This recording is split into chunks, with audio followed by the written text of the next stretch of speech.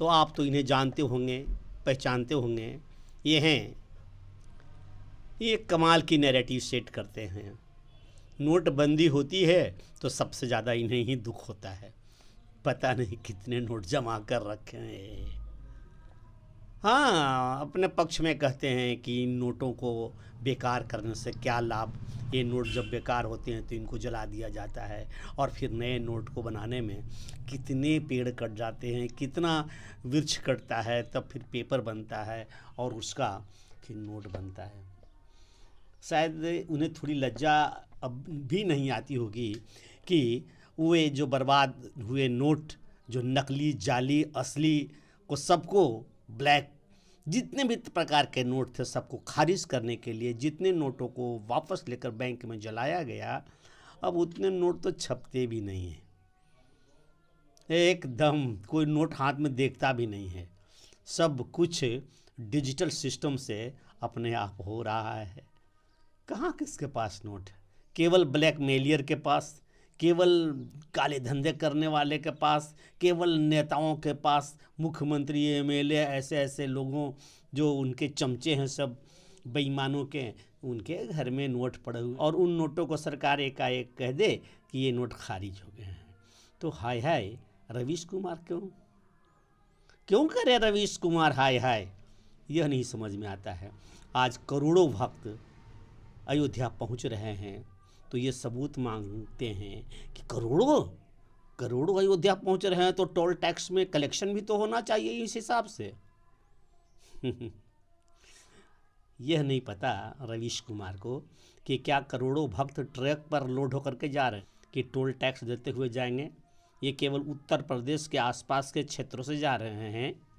दूर सुदूर, देश विदेश, अन्य राज्य, दूर दूर के राज्य ट्रेन रिजर्व करके जाया जा रहा है। प्लेन आ रही, उतर रही है, और इनकी संख्या बताई जा रही है। आपकी छाती क्यों फटती है? कभी तो ढंग से सोच लिया करो मियाँ, कभी तो ढंग से विचार। इनको देखा है मैं, इनको पहले सुना करता था रवीश खान को सामान्य स्थिति एनडीटीवी पर, परंतु 2014 के चुनाव में इनकी हरकत तो गजब ढा गई थी भाई। ओह, वो गुड़गांव से खड़े थे, योगेंद्र यादव, उनकी रैली निकलने वाली थी, उनकी रैली दोपहर में निकली नहीं थी, इसके पहले ही जेठ के दोपहरिया में तपते हुए तूफान में तेज हवा चल रही है, लेकिन बेदम है उस रैली को कवरेज के लिए कि कितनी बड़ी रैली आ रही है। हाँ, योगेंद्र यादव हार गए और वह भारतीय जनता पार्टी का कैंडिडेट जीत गया था। उसी 2014 में मैंने देखा था कि 2 दिन 3 दिन कैंपिंग करके उत्तर प्रदेश में मुलायम सिंह यादव के गांव जहां से वे खड़े होते थे, वो मैनपुरी या और क्या था नाम, उन जगहों पर 2 दिन तक लगातार ये घूम कर ये रवीश मियाँ बताते रहे दुनिया को, भारतीय जनता पार्टी के विरुद्ध में, कि समाजवादी ने कितना अच्छा काम किया है। ये टूटा हुआ नल, भैंसों का अस्तबल, गिरा हुआ साइन बोर्ड स्कूलों का, ये सब कैमरा में आ जाता था तो ये तो दिखाना नहीं चाहते थे, बोलना नहीं चाहते थे, और उन पर बोलते भी नहीं थे। ये तो दिखा रहे थे, बच्चों में बांटे गए लैपटॉप का वर्णन कर रहे थे। हाँ, ये लैपटॉप मिला, सरकार ने दिया आपको, बच्चियों का ये साइकिल दिया। इस तरह से समाजवादी का और अखिलेश यादव का, मुलायम यादव का प्रचार करते रहे 2 दिन तक लगातार। हमने कहा हद हो गई नीचता की, ये पत्रकारिता होता है? इतना कोई गिरता है।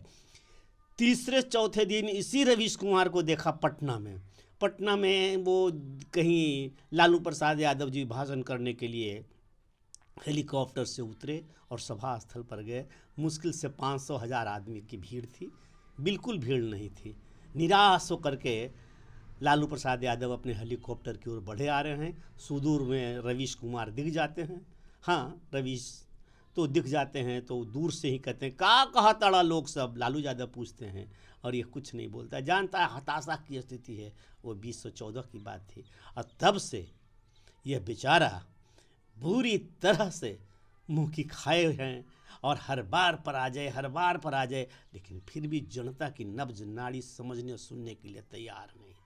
जितना विरोध हो सके भारतीय का जितना विरोध हो सके, हिंदुत्व का जितना विरोध हो सके, हमारे धर्म हमारी संस्कृति का पुरजोर करते हैं, पूरा मेहनत लगा कर करते हैं।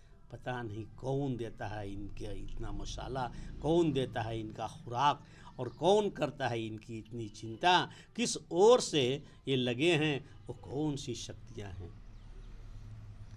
खैर, मुझे ये कहना था, ये मैंने कहा, आप भी इनको पहचानिए। ये जब भी बोलेंगे जहर बोलेंगे, जहर के सिवा कुछ नहीं इनके पास, बस सिर्फ जहर जहर।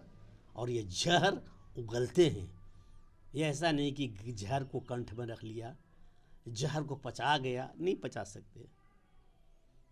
जहर ये लेते हैं और समाज में वमन करते हैं। धन्यवाद, नमस्कार।